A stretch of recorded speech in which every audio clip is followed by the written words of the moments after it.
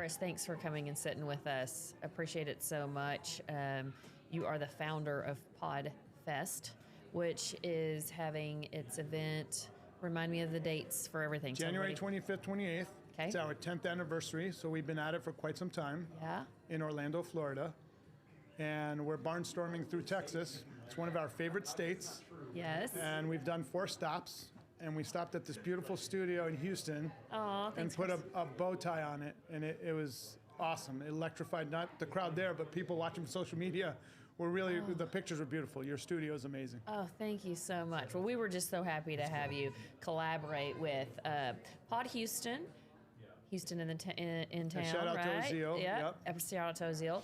So Pod Houston, PodFest, and then Spark Media, which is where we're doing the interview from today, all collaborating together. That is just so amazing to me that 3 organizations come together in the pod world, really supporting each other, cheering each other on. You know, props to you for being a part of that and collaborating in that way. Well, I think Spark is a really important part of the ecosystem. It represents a large portion of creators that probably don't get as much coverage as they need. So this is a necessary event. Yeah. And as PodFest, we love supporting all the different verticals that are there equally. So it's just great that Misty's doing this event. We were able to end in Houston at your studio. And we actually ended a day early, so we didn't run into anything that was going on here out of respect to what Misty was doing. And then we, whoever could carry over, we brought over here to this amazing event. Yeah, and it was great. The event was super encouraging. You knocked it out of the park with all your wisdom. I mean, you were just a wealth of knowledge when it comes to podcasting. I know you've been doing this for a long time. I've been at it for some time, yeah. Yes. I mean, before we started, you were talking about, the lag time behind, wasn't it audio or videoing and video on demand and podcasting and... Podcasting had an 8-year lag behind on-demand video. So if you think about it, YouTube videos were viral way before audio podcasting went viral. Mm-hmm. And there's a very specific reason why, and it's a very weird reason. Audio, before people have to really put themselves in the mind frame, how do we listen to audio 10, 15 years ago? And it was in the car, almost always. Yeah. Right. Yeah. And in order for you to listen to a podcast, you need 2 things. You need a phone that's Bluetooth enabled, but you also need a car that accepts the Bluetooth. Mm-hmm. Well, people switch out their phone maybe every 2 to 3 years, but they don't switch out their car maybe every 8 years. Right. So early on, I realized there was this really weird gap that created that allowed a lot of people to hop onto audio as everything was syncing up. And it's weird because audio is much easier to download. Right, you would think that would have been... But because of that, it lagged big time. Yeah. That's interesting. It kind of makes sense a bit. Now it's all converged, right? Now everything's one because the bandwidth is much easier and the highways, up and down speeds are more accessible. Yeah, podcasts would have been a little difficult on my old StarTAC Motorola phone. Do you remember that? Yeah. Qualcomm, then we had Qualcomm. what's the other one? The Nokia. The pager. The pager. Nextel. Everybody was a fireman. I was called. My name was a fireman, so he had Nextel, but everybody the walkie-talkie built in, So we've gone through a lot of iterations. Technology growth. Right. Yeah. And I think the future is what you're doing, where we're seeing studios pop up all over the country. Mm-hmm. And there's so many different niches now that are opening up that these studios are servicing the new creator, which, I think we come from the same peer group, but if you think about it from kids and younger, they don't understand the era we grew up in. So the era we grew up in, if we wanted to get on TV, we had to go to a TV station and go through security for us to be allowed to possibly be walked back for 5 minutes or 3 minutes. Right. Yeah. So why would they have security? It was that valuable.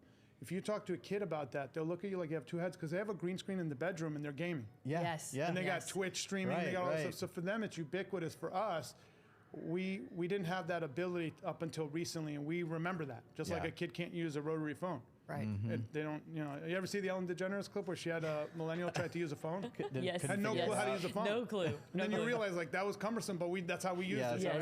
Yes. So not only are you going to see studios like yours proliferate, and I'm seeing that everywhere. We're seeing more geolocal content for the that's sustainable. I've seen it for many years, but now these networks are sustainable. And then you're seeing people with home studios, like a lot of people are investing finally.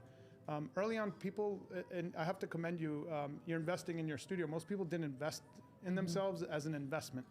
Now people are understanding that if you invest, you could get quite a bit out of it, but you have to really believe and have faith that it's going to work out.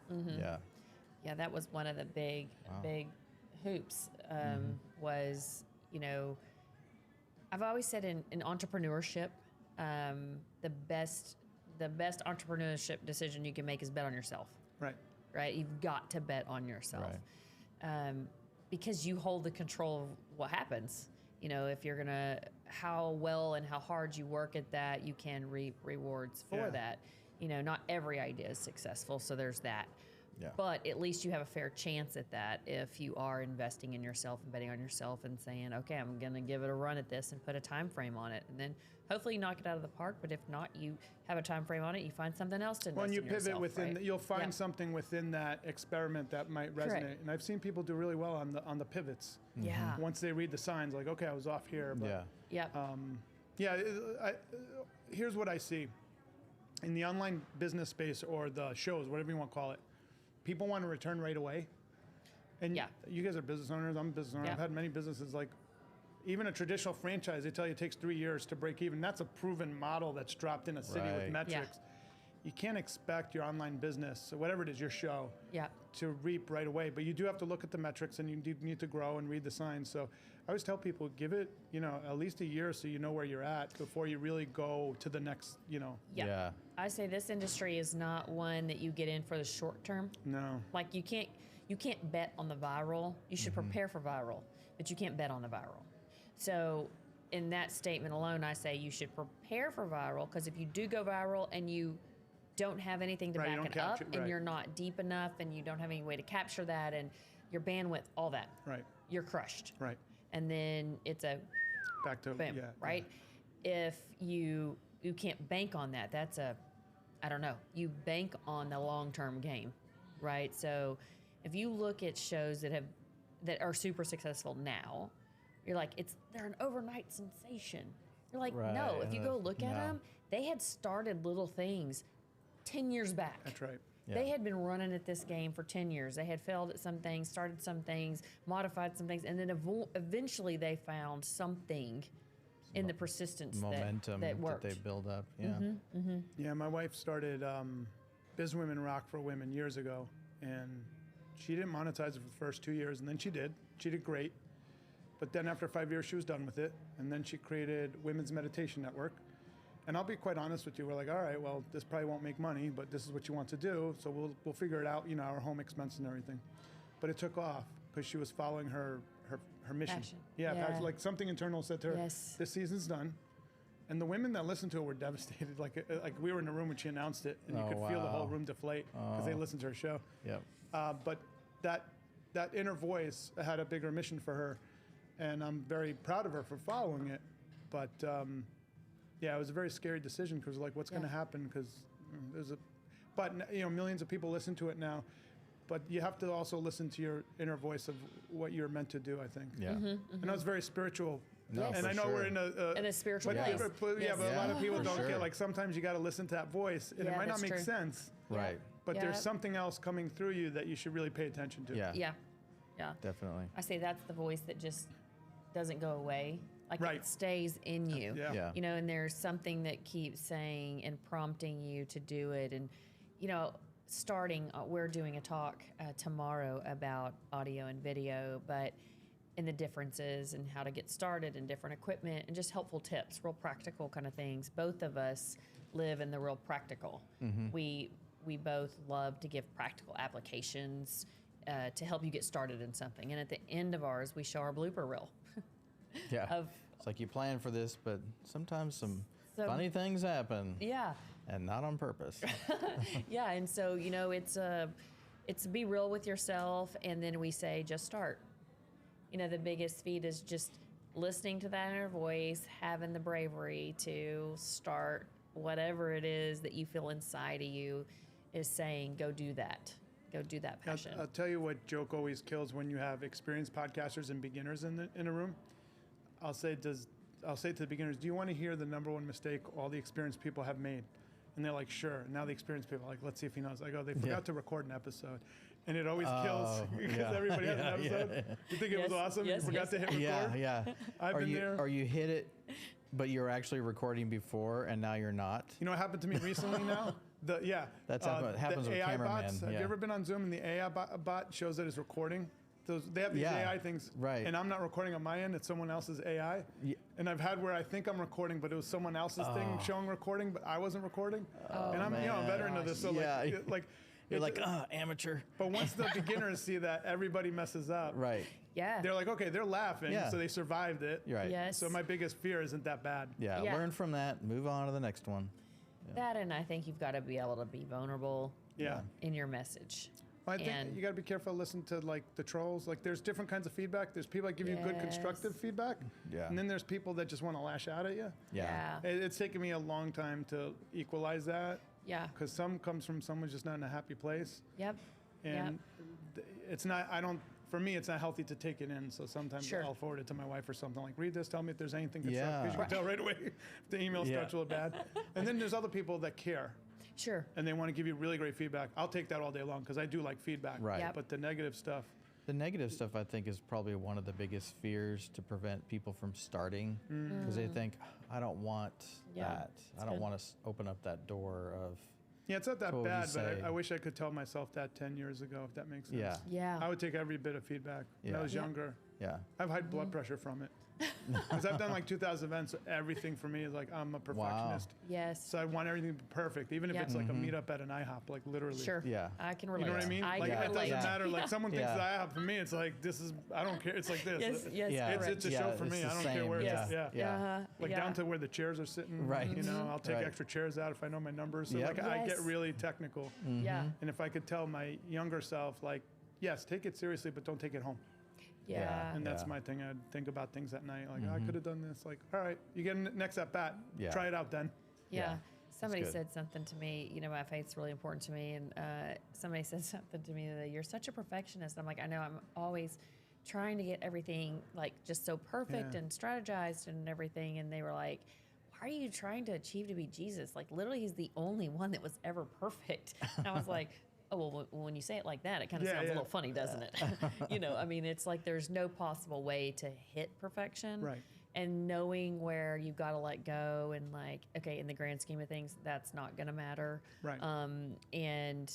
But yet not letting too many details slip through that really matter. No, you still got it. Yeah. You just don't want to take it home. Yeah, it's finding that balance. And that another good thing that I heard on that too was Cristiano Ronaldo, who is arguably one of the best soccer players in the world, right? Him and Messi. Yeah, right. So who's your team? Yeah. I'm a Messi guy, but go ahead. Okay. See, this is why I did this. But he was saying, I don't remember winning or losing a majority of my youth games.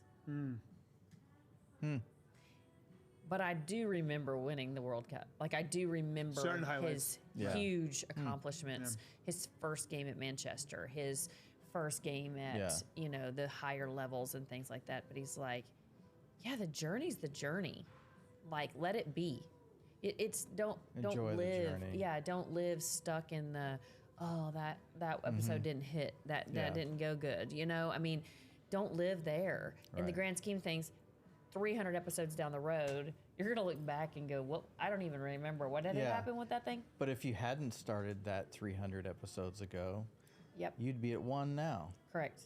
I wrote a book called Start Ugly to help perfectionists get out of their own way. A lot of people think it's for beginners. It's actually not. It's for because I'm a perfectionist. So I wrote it for myself. It's a fictional story. It's about someone that has success and gets stuck. Oh, wow. And they got to reinvent again.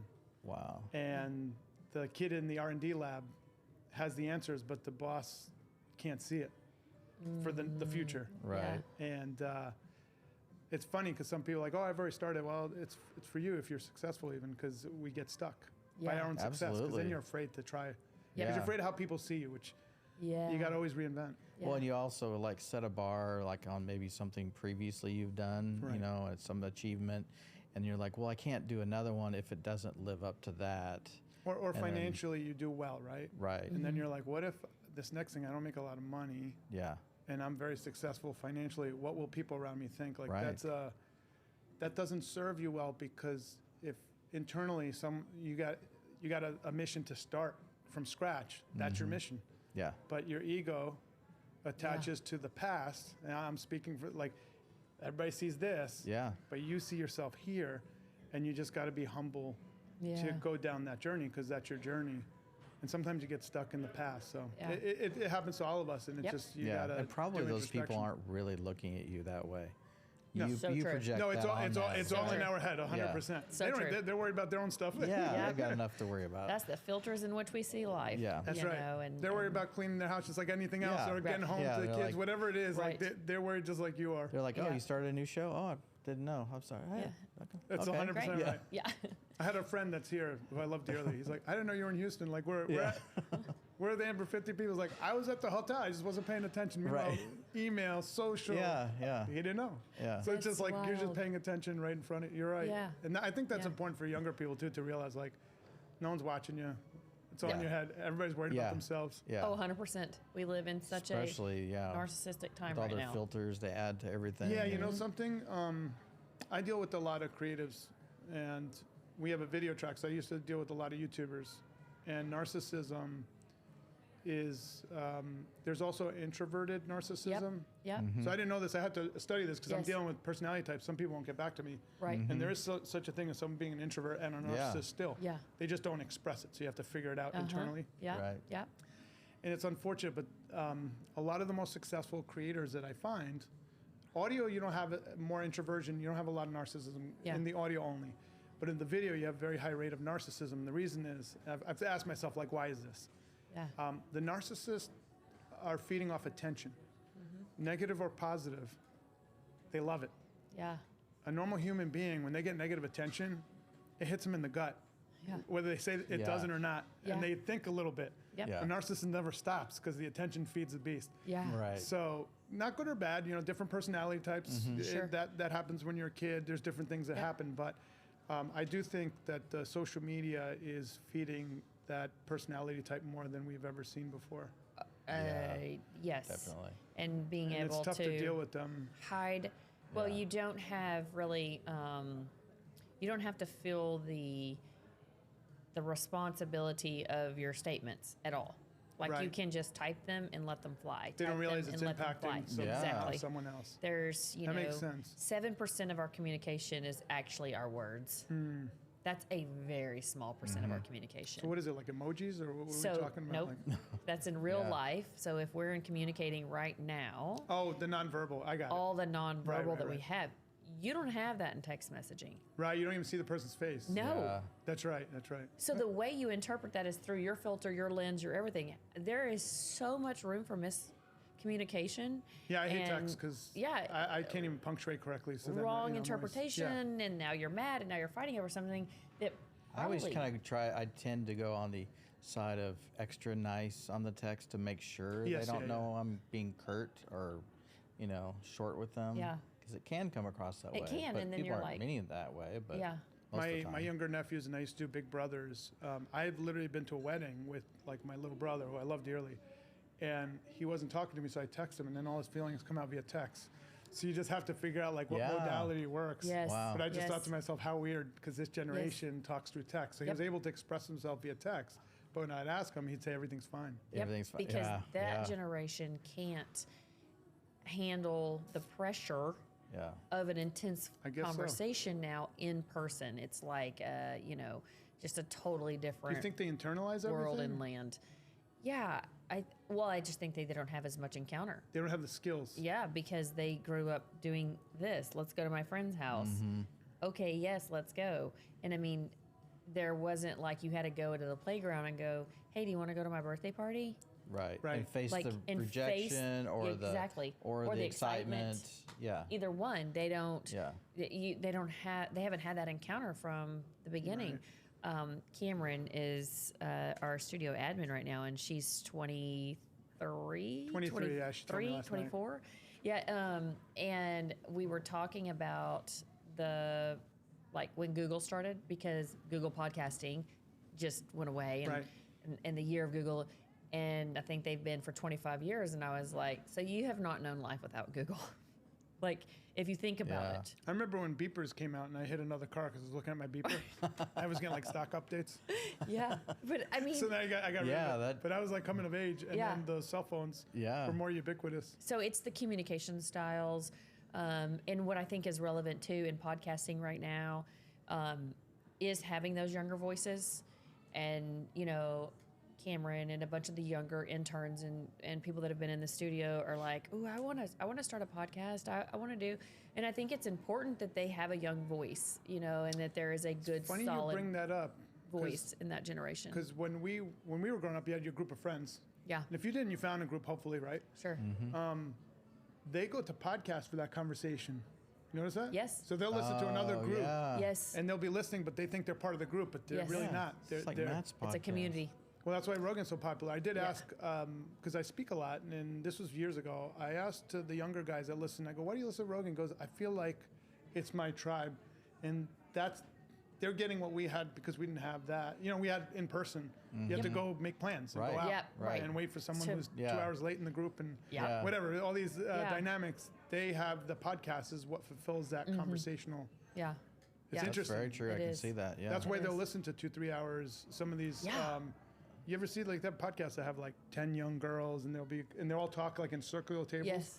That's what we grew up with, but they get it through a podcast. Yeah. So it's forming community and all of that. Well, Chris, thanks for sitting with us here today. Yeah, this was awesome. Thank you for having me. Thank you for hosting us the other day. Absolutely. And Ozil. Thanks to Ozil. He was awesome. Thanks to Ozil. We had a blast. It was so fantastic. Made some really great connections, and I think some great shows are going to come out of it. Houston has some really underground talent. It was really interesting to see what you guys have in the city. Yeah, it was really, really great. But we could carry this conversation on until tomorrow. Yes. So I think that we've eaten enough of the podcast land as we can for today. You guys have done too many interviews, but we have done a lot today, and it's been great info. Yeah, I really appreciate your time. Thank you for having me, and thank you for all that you do in the community. Yes, and we're looking forward to PodFest in January. 25th to the 28th. I'm going to be there.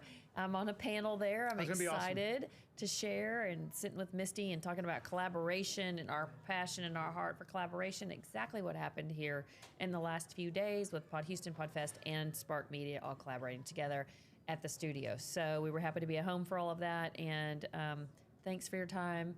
We'll keep our eye out. Tell one more time to the audience how to get a hold of you and how to get a hold of. I'm rocking. I know. I love it. He's representing. Chris at podfestexpo.com or just go to Podfest Expo. My last name is long in Greek, so if you just look up Chris and Podfest, it'll show up however you need to reach me. Yeah. Okay. Perfect. Good. That was awesome. Thanks, guys. Thank you. Thanks. All right. Well, good.